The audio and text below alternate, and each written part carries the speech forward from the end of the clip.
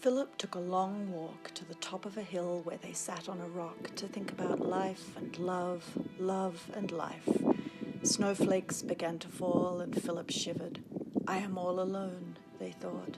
And because they actually were all alone, they stood up and shouted, I am the last sweet potato and I am all alone.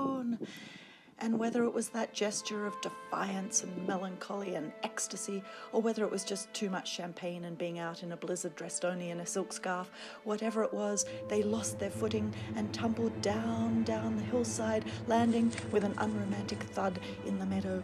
Their ankle was broken. Now is not the time to question whether Philip has ankles. Philip could not rise.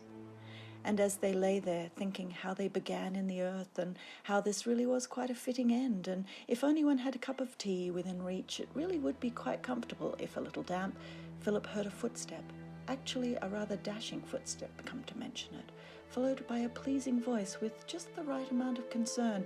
Excuse me, you must be hurt. I'm dead, Philip replied. A few minutes later, they became engaged. Only after they had talked for hours did they tell Philip their name. It was Shelmardine. I knew it, Philip said, for there was something romantic and chivalrous, passionate, melancholy, yet determined about them, which went with the Rossity name.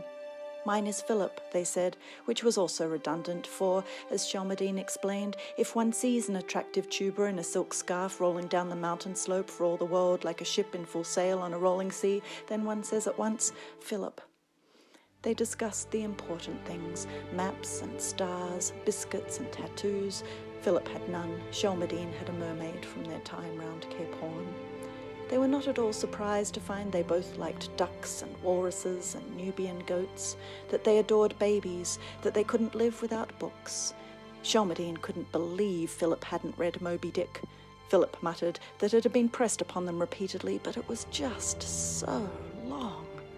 Philip couldn't fathom Shelmardine hadn't read Orlando, of all things. But these gaps and longing to fill them made them giddy and then hungry, and with one voice they said, what would you eat right now?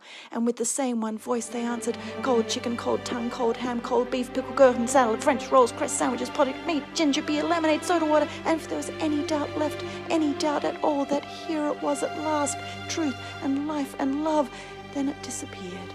And in its place were 2 sweet potatoes in the gently falling snow.